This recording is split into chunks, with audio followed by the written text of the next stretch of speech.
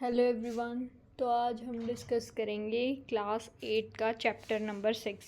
वो गलती से है ना सीधा 9th चैप्टर पे पहुंच गई थी, तो करना तो वो भी है, लेकिन अब वो हम बाद में करेंगे। पहले हम करेंगे कंटिन्यू सीरीज़ को, ठीक है। 5th चैप्टर तक हमने पहले पढ़ चुके हैं वीडियोज़ के अंदर। अब हम करेंगे चैप्टर 6 जिसका नाम है प्रेशर, विंड्स, स्टॉर्म्स और साइक्लोन्स।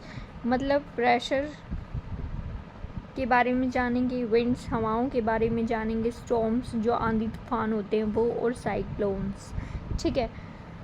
तो सबसे पहले सबसे फर्स्ट क्वेश्चन जो हमारे दिमाग में आना चाहिए वो ये है कि why are wind stronger on some day than on the others.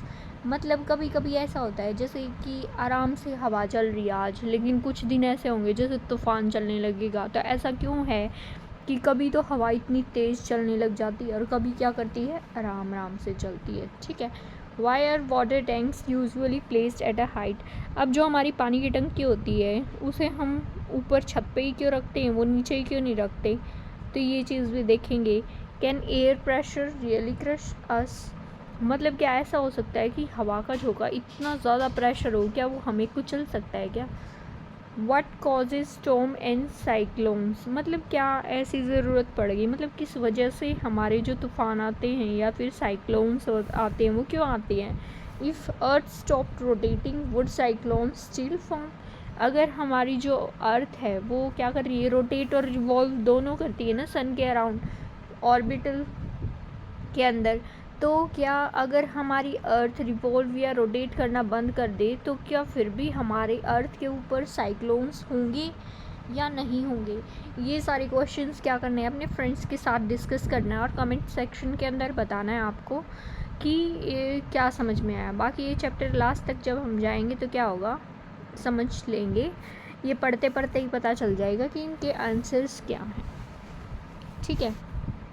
तो स्टार्टिंग से करते हैं शुरू। You must have observe fallen leaves on the ground swirling in the air और being swept away and the trees swaying और even bending when a strong wind blows. मतलब हमने देखा होगा, ये क्या है, आपकी क्यूरियोसिटी है ना, आपको क्या करती है, नेचर से रिलेट करती है। जो हमारे आसपास चीज़ें हो रही है ना, वही चीज़ें हमारी बुक्स के अंदर प्रेजेंट है, ठीक है।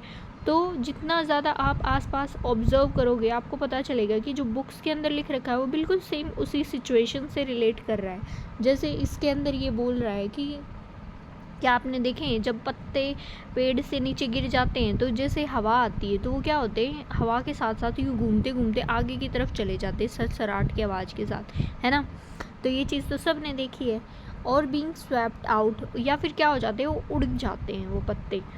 ट्रीज swaying और even bending when a strong wind blows. अब सोच के देखो, इमेजिनेशन करो कि ये क्या है, एक ट्री है ना। अब तेज़ हवा यहाँ से आ रही है इसके ऊपर, तो ये क्या होगा, ये बेंट हो जाएगा, यूँ टेढ़ा हो जाएगा ट्री। तो ऐसा होता है ना कि ट्री क्या हो जाता है, बेंड हो जाता है एक तरफ, जहाँ ज़्यादा हवा जा रही है ना उस तरफ झुक जाता है ये। तो ऐसी क्या चीज़ें हैं जो इन्हें अफेक्ट कर रही हैं।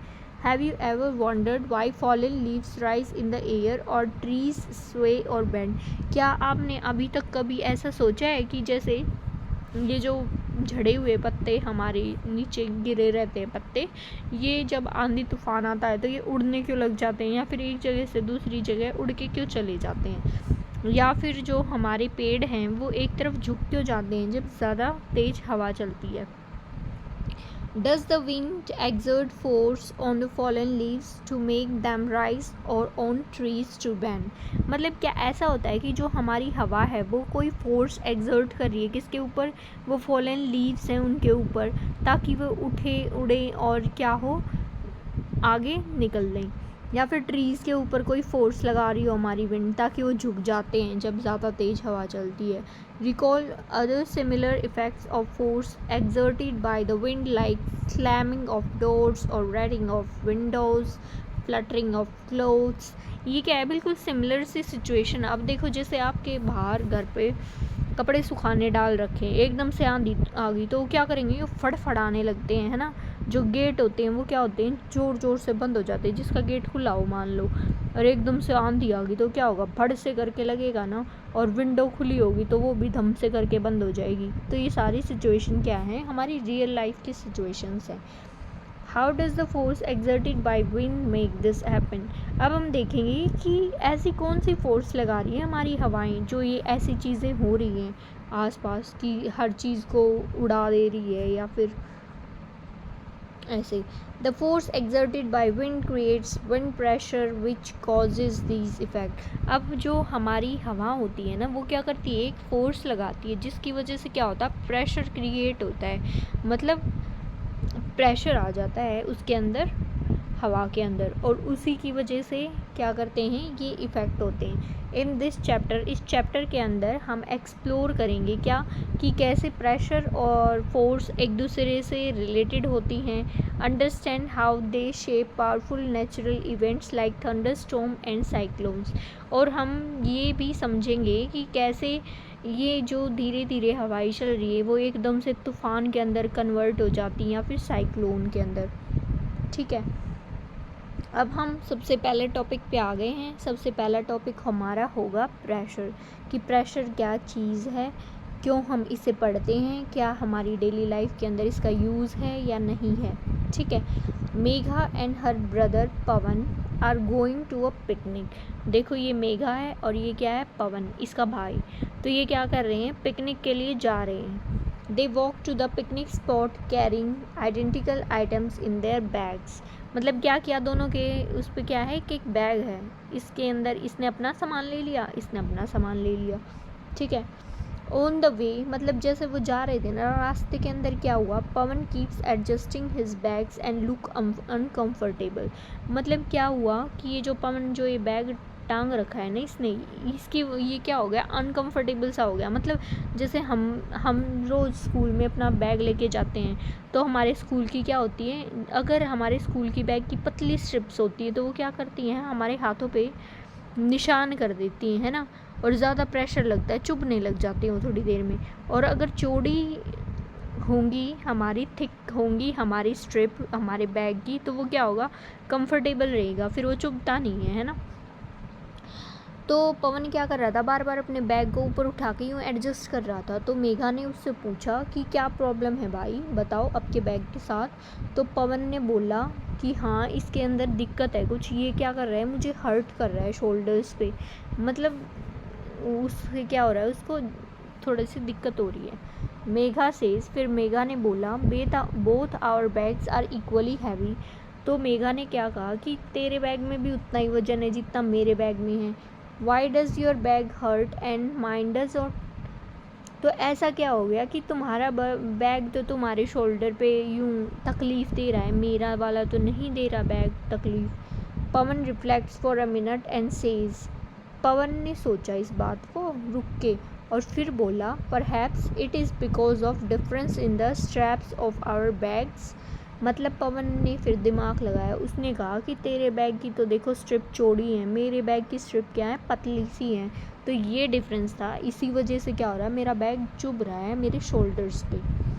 माई bag has narrow straps while your bag has broad straps. ये वही जो मैंने अभी आपको बताया। कैन द शेप और size of straps really make a difference, let us try to find out. अब हम ये देखेंगे कि क्या सच में बैग की स्ट्रिप पतली होने से या फिर मोटी होने से कोई असर होता है या नहीं होता। When we carry a bag, we feel its weight because of force of gravity acting on our shoulder।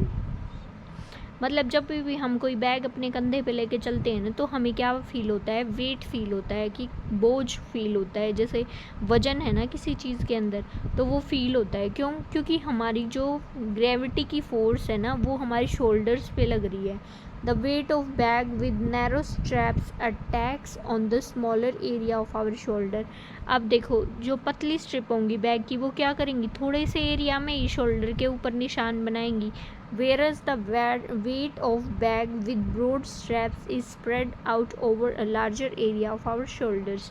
मतलब जो हमारे कंधे होते हैं, अगर पतली बैग है जिसकी स्ट्रिप इतनी पतली सी है तो वो क्या करेगी, इतने एरिया पे प्रेशर ज़्यादा बनाएगी। अब किसी बैग की स्ट्रिप इतनी चौड़ी है तो वो क्या होगा, ज़्यादा एरिया लगेगा, तो वो ज़्यादा क्या होगा, इतना असर नहीं होगा हमारे इस शोल्डर्स के ऊपर। ऐसा क्यों हुआ? क्योंकि एक रीज़न है that we feel more comfortable carrying a bag with broader strap that one with the narrow strap. और इसी वजह से क्या है, हमारे स्कूल के बैग कैसे होने चाहिए, जिसके स्ट्रिप्स चौड़ी हों ना कि पतली हों। तो आगे से लेने से पहले ये ध्यान रखना। Although both bags have the same weight, since the area over which the force act is involved, we define a quantity called pressure, which is force per unit area. देखो, जैसे कि हमने देखा था कि दोनों बैग क्या थे, सेम वेट के थे, लेकिन एरिया पे डिपेंड कर रहा था फोर्स, कि जितना ज़्यादा एरिया होगा उतना कम फोर्स होगा, जितना कम एरिया है उतना ज़्यादा फोर्स होगा। तो ये क्वांटिटी किसे डिफ़ाइन करी थी? ये प्रेशर को। ठीक है, अब प्रेशर किस वजह से आ रहा था? फोर्स और एरिया दोनों। ठीक है, अब प्रेशर क्या होता है? प्रेशर होता है फोर्स पर यूनिट एरिया। तो पहले डेफिनेशन निकल के आ गई।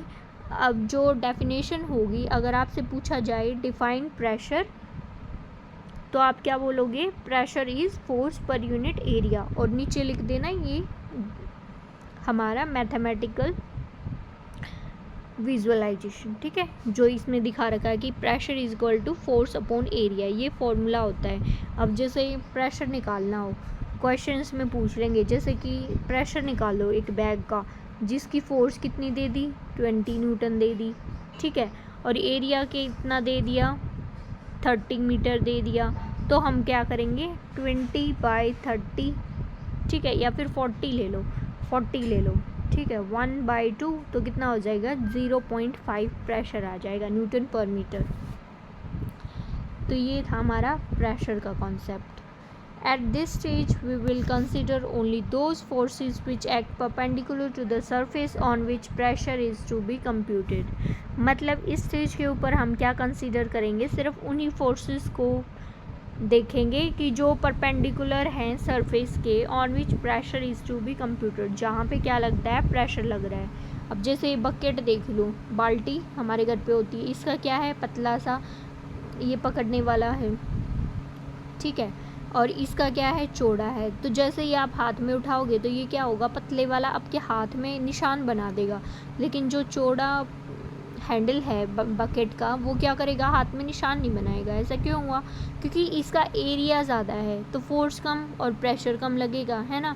पर यहाँ पे क्या है? एरिया कम है, तो एरिया कम है तो प्रेशर ज़्यादा। देखो यहाँ पे इसमें क्या है? प्रेशर डायरेक्टली प्रोपोर्शनल है फोर्स के और इन्वर्सली प्रोपोर्शनल है किसके? एरिया के। मतलब एरिया कम हुआ तो प्रेशर ज़्यादा लगेगा, फोर्स ज़्यादा तो प्रेशर ज़्यादा। मतलब ये इसके डायरेक्टली प्रोपोर्शनल है, जितना ये बढ़ेगा उतना ही ये बढ़ेगा, लेकिन ये जितना बढ़ेगा ये उतना ही घटेगा। ठीक है, इन्वर्सली प्रोपोर्शनल का ये मतलब होता है। Broader straps reduce the pressure exerted by the bag on our shoulders as compared to narrow strap. अब क्या करेंगे? जो चौड़े वो थे ना, स्ट्रैप थे हमारे बैग के, वो क्या कर रहे थे? प्रेशर को कम कर रहे थे, क्योंकि एरिया ज़्यादा था वहाँ पे, तो हमारे शोल्डर्स पे कंफर्टेबल फील हो रहे थे। लेकिन जो पतला एरिया था वहाँ पे क्या हुआ? शोल्डर्स पे ज़्यादा निशान पड़ रहे थे हमारे बैग की वजह से। क्यों? क्योंकि पतली स्ट्रिप्स थी, इस वजह से क्या हो रहा था? प्रेशर ज़्यादा लग रहा था। Can you now understand why it feels easy to lift a water fitted bucket with a broad handle than with a narrow handle. जैसे इसमें एग्जाम्पल दिया है बकेट का, कि अगर ब्रॉड हैंडल होगा तो क्या होगा? ईजी होगा बकेट को कैरी करना, और अगर क्या हो? पतला सा हैंडल हो तो क्या होगा? मुश्किल हो जाएगा बकेट को कैरी करना। Similarly, we have seen that when people carry loads like pots or vegetables baskets on their head, they often place a round piece of cloth under the loads. मतलब क्या है कि हमने देखा होगा कि जब भी लोग क्या करते हैं? कैरी करते हैं लोड, जैसे कि पोट हो गया, कि मटका सर पे रख के चल पड़े, या फिर क्या हो? वेजिटेबल बास्केट, जैसे यहाँ पे ये अंकल निकल रहे हैं लेके, तो क्या है? जब हम उसके ऊपर रखते हैं ना अपने सिर के ऊपर, तो क्या करते हैं? नीचे क्या करते हैं? एक राउंड पीस ऑफ क्लॉथ, हमारे हरियाणा में इसे क्या बोलते हैं? ईंढी। सुना होगा, मम्मी से पूछना, इंटरेस्टिंग चीज़ है ये बड़ी, कि मम्मी ईंडी सुना है। जो गांव वाले हैं ना उनको तो पक्का पता होगा, शहर वालों को भी पता होता है लेकिन वो दिखाते नहीं है शायद। तो क्या बोलते हैं इसे, राउंड पीस ऑफ क्लोथ को ईंडी बोलते हैं। जिसे कब रखते हैं, जब कोई लोड लेके जाना हो, मतलब कोई चीज़ उठा के आपके सिर के ऊपर रख के लेके जानी हो ना, तो वो क्या करेंगे, पहले उसे रखेंगे और फिर उस सामान को रखेंगे। क्यों? ताकि प्रेशर कम लगे, एरिया बढ़ जाए इसी वजह से। ठीक है, अब प्रेशर क्या होगा, pressure is defined as force per unit area. Pressure क्या होता है, फोर्स पर यूनिट एरिया। किसी एक यूनिट एरिया के ऊपर कितना फोर्स लग रहा है उसे बोलेंगे हम प्रेशर। अब ऐसा यूनिट होगा फोर्स का, वो क्या होता है, newton, and that of area is metre square. अब एरिया को कैसे नापते हैं हम, मीटर स्क्वायर के अंदर, और फोर्स को न्यूटन के अंदर। अब जो ऐसा यूनिट है प्रेशर का वो क्या होता है, न्यूटन पर मीटर स्क्वायर। ठीक है, या फिर दूसरी यूनिट क्या होती है इसकी, pascal. If a force of 100 Newton is applied on a cardboard of area 2 meters square, then the pressure applied on the cardboard will be। देखा न्यूमेरिकल आ गया ना। ऐसे ही एग्जाम के अंदर पूछेंगे कि अगर मान लिया जाए आपको क्या दे दे, फोर्स दे दे 100 न्यूटन की, एरिया दे दे 2 मीटर स्क्वायर का, तो क्या करोगे, फॉर्मूला क्या था, pressure is equal to force upon area. Force कितनी है 100 न्यूटन, एरिया कितना है 2 मीटर स्क्वायर। अब इसे काट दो, 50 से जाएगा तो 50 न्यूटन। अब ये मीटर नीचे है ना, तो ऊपर जाएगा तो क्या हो जाएगा, न्यूटन पर मीटर स्क्वायर। ठीक है, ये ऐसे साइन है ना, इसका मतलब होता है पर मीटर स्क्वायर पर। ठीक है, जो नीचे वाला है इसको ऊपर लेके जाने के लिए, या फिर क्या से लिख सकते हो आप, ऐसे भी लिख सकते हो, मीटर -2। -2 का मतलब ये क्या है कि ये m क्या है, इसके नीचे डिवाइड में है। ठीक है, अब there are many situation in daily life where pressure plays a role. मतलब हमारी डेली लाइफ के अंदर क्या होती है, बहुत सारी सिचुएशन होती हैं जहाँ पे प्रेशर क्या करता है, एक इम्पॉर्टेंट रोल प्ले करता है। ठीक है, अब हम क्या करेंगे, एक एक्टिविटी टेबल 6.1 के अंदर दे रखी है वो करेंगे और रिकॉर्ड करेंगे, उसकी ऑब्जर्वेशंस को एक्सप्लेन करेंगे कि कैसे प्रेशर क्या करता है, इन्फ्लुएंस करता है mode of action undertaking for each activity. मतलब जितनी भी एक्टिविटी करेंगे उसमें प्रेशर का क्या रोल है, कैसे इन्फ्लुएंस करना है उसे देखेंगे हम। ठीक है, तो सेफ्टी फर्स्ट, ये बहुत ज़रूरी है भाई, सेफ्टी ज़रूरी है। तो एक्टिविटी 6.1 के अंदर देखते हैं, तो कुछ एक्सपेरिमेंट है वो करने हैं, और ये सारी चीज़ें कब करनी है, किसी बड़े के साथ में, जैसे मम्मी या पापा, कोई बड़ा हो ना साथ में, तभी करनी है, वरना मत करना। तो सबसे पहली एक्टिविटी क्या है, ड्राइविंग ऑन आयरन नेल। ये आपने हमेशा देखा होगा कि किसी काठ की चीज़ के ऊपर क्या करना है, थोड़े से मार के और इस कील को इसके अंदर डालना है। मतलब कारपेंटर देखे होंगे ना आपने, या फिर खुद भी देखा होगा, थोड़े मार मार के कील घुसाते हैं हम वॉल के अंदर।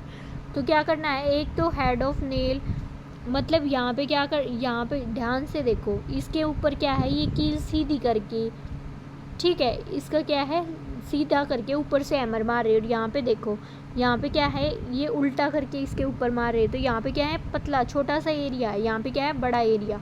अब हमने देखा था कि जहाँ पे भी एरिया ज़्यादा होगा ना तो प्रेशर कम लगेगा। ठीक है, यहाँ पे क्या है, एरिया कम है तो प्रेशर ज़्यादा लगेगा। तो इजी और डिफ़िकल्ट क्या होगा बताओ।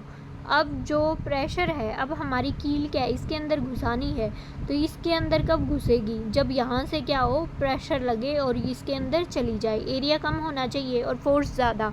अब यहाँ से फोर्स ज़्यादा लगाएंगे तो यहाँ पे क्या होना चाहिए, एरिया कम होना चाहिए नीचे। ठीक है, अब यहाँ पे क्या है, एरिया ज़्यादा हो गया, इस वजह से ये कील क्या है, अंदर नहीं जा पाएगी। अब क्या करना है, second, cutting an apple. Fruit काट के देखा होगा ना आपने, एक तो सीधा चक्कू लेके, जो नाइफ लेके आप फ्रूट काटते हो, एक क्या करते हो, उल्टा करके काट के देखो। ठीक है, तो कब अच्छा कटेगा, जब सीधा करके काटेंगे। क्यों?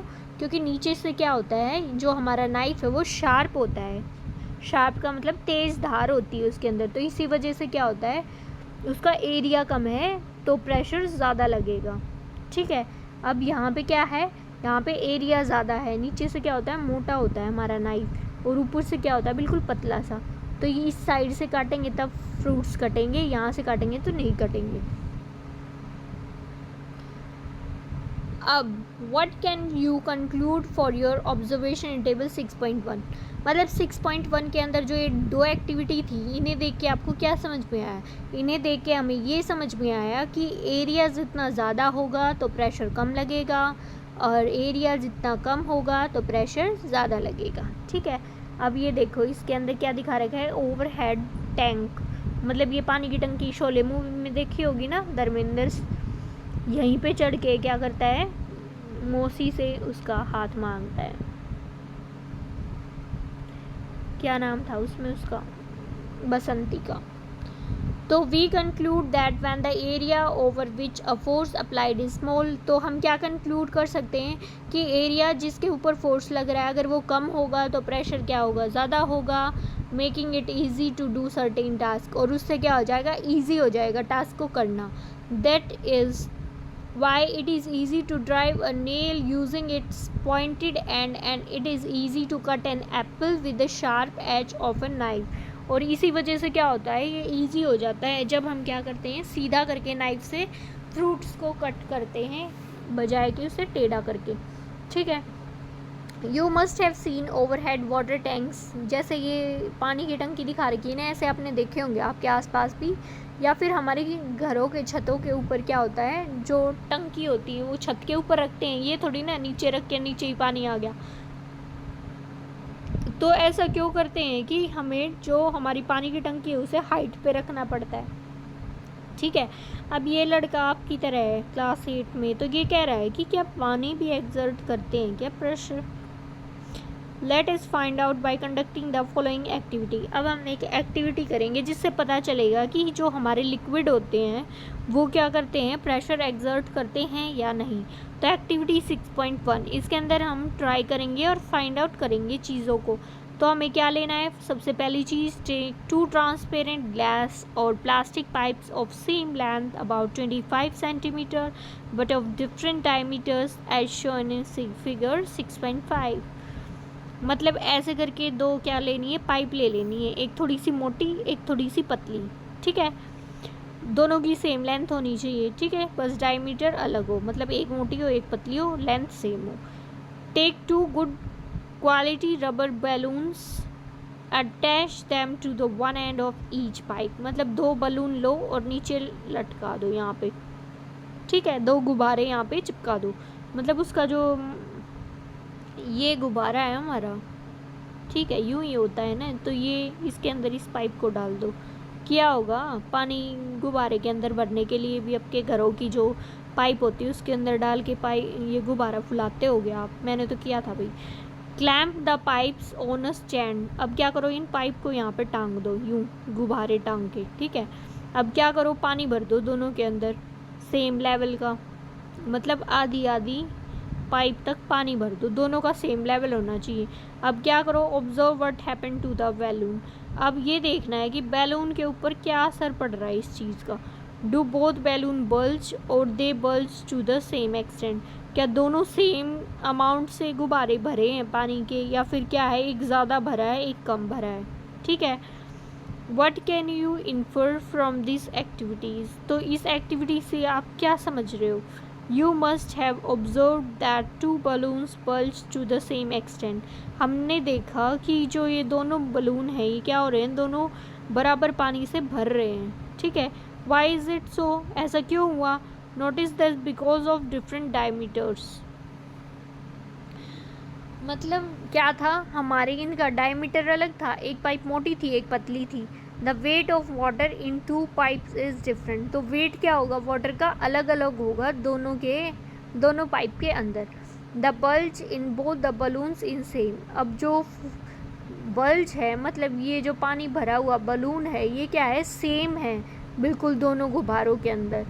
This means that weight of water in pipes could not be responsible for the extent of bulge of balloons, मतलब इससे क्या पता चला कि जो वेट है वाटर का पाइप के अंदर वो रिस्पॉन्सिबल नहीं है कि कितने गुब्बारे फूलेंगे या नहीं। Could it be that water column is exerting pressure, क्या ये इस वजह से हुआ है कि जो वाटर कॉलम है वो एक्सर्ट कर रहा है क्या pressure.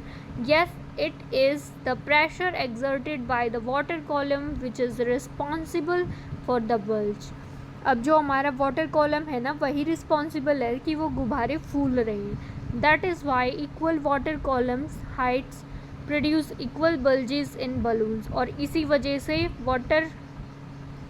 Equal water column height produce कर रहा है equal bulge in the balloons. मतलब एक जैसे भर रहा है उनको गुब्बारों को डिस्पाइट देयर डिफरेंट डायमीटर्स.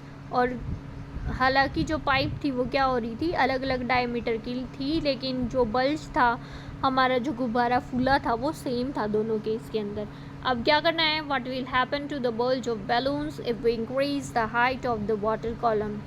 अब हम क्या करेंगे, हाइट को इंक्रीज़ कर देंगे. ठीक है, उस पाइप की हाइट को इंक्रीज़ कर देंगे, ऊंची जगह लटका देंगे ताकि क्या हो, असर देखने को मिले कि क्या असर होता है.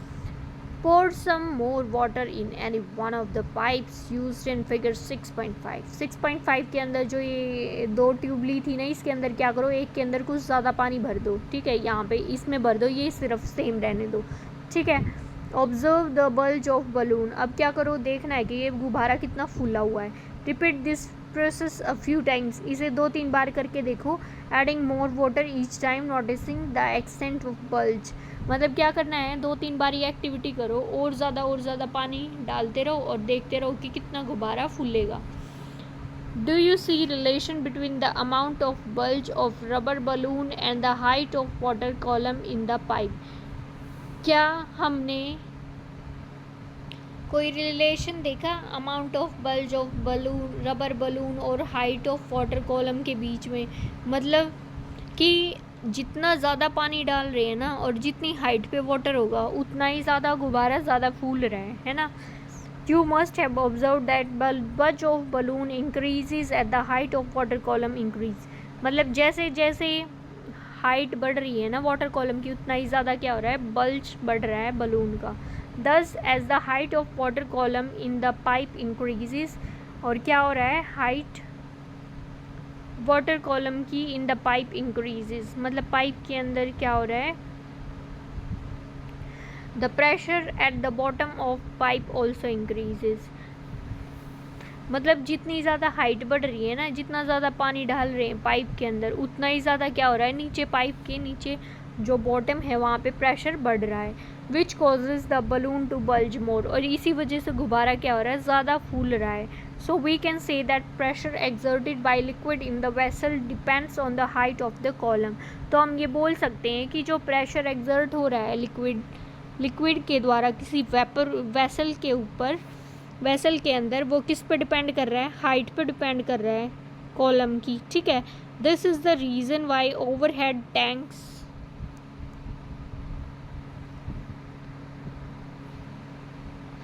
This is the reason. और यही रीज़न क्या है ओवरहेड टैंक्स का. मतलब यही रीज़न होता है कि हम अपनी पानी की टंकी को कहाँ पे रखते हैं, छत के ऊपर रखते हैं. ठीक है, ताकि प्रेशर क्या हो, ज़्यादा आए. जो नीचे वो जो हमारा फाउंटेन लगा है ना, जो ये उसके अंदर नहाते हो आप, क्या बोलते हैं, शावर के अंदर. तो शावर के अंदर प्रेशर कब ज़्यादा आएगा, जब जितनी हाइट पे आपकी टंकी रखी होगी ना, उतना ही ज़्यादा शावर का प्रेशर आता है. ठीक है. और या फिर जो पानी की वो होती है आपकी टैप होती है, उसमें पानी जितना ज़्यादा कब आएगा, जितनी ऊपर आपकी हाइट पे क्या हो, आपकी टंकी टिकी हो. Suppose you are living on the second floor of the 3-storied building and as overhead water tank is placed on the top floor. मतलब आप सोच के देखो कि आप क्या है, ये एक 3 मंजिल का घर है, 1 2 3. ठीक है, आप यहाँ पे रहते हो सेकंड फ्लोर पे, और एक पानी की टंकी टिकी हुई है यहाँ पे 3rd फ्लोर के ऊपर. ठीक है. Will you or your friend on the first floor receive the more powerful stream of tap water. आपका फ्रेंड यहाँ पे रहता है 1st फ्लोर के ऊपर, और आप यहाँ पे रहते हो, टंकी टिकी है यहाँ पे. ठीक है. तो क्या लगता है कि उसके शावर में ज़्यादा पानी आए, आपके शावर में ज़्यादा पानी आएगा या उसके शावर में ज़्यादा तेज़ी से पानी आएगा. तो हमने देखा है हाइट देखनी है, तो हाइट कहाँ से ज़्यादा है, इससे ग्राउंड फ्लोर से 3rd फ्लोर की ज़्यादा है ना. तो इस वजह से क्या होगा, जो आपके फ्रेंड के घर पे पानी आएगा ना, वो ज़्यादा तेज़ी से आएगा बजाय कि आपके घर के, ठीक है। Do liquids also exert pressure on the wall of container. तो ऐसा होता है कि जो हमारे लिक्विड होते हैं, अगर हम किसी चीज़ के अंदर, जैसे कटोरी के अंदर पानी डाल दिया है, ग्लास के अंदर डाल दिया, तो क्या वो पानी जो ग्लास की वॉल्स हैं उसके ऊपर भी प्रेशर एक्सर्ट करेगा या नहीं करेगा, ये हमें देखना है, ठीक है। कैसे देखेंगे? एक एक्टिविटी कंडक्ट करके। तो ये एक्टिविटी कंडक्ट करेंगे हम नेक्स्ट वीडियो के अंदर, ठीक है। ज़्यादा बड़ा हो जाएगा, धीरे धीरे करके पार्ट्स के अंदर कवर करेंगे हम इन्हें, ठीक है। तो थैंक यू सो मच। याद करते रहो, वीडियोस देखते रहो और लाइक करते रहो।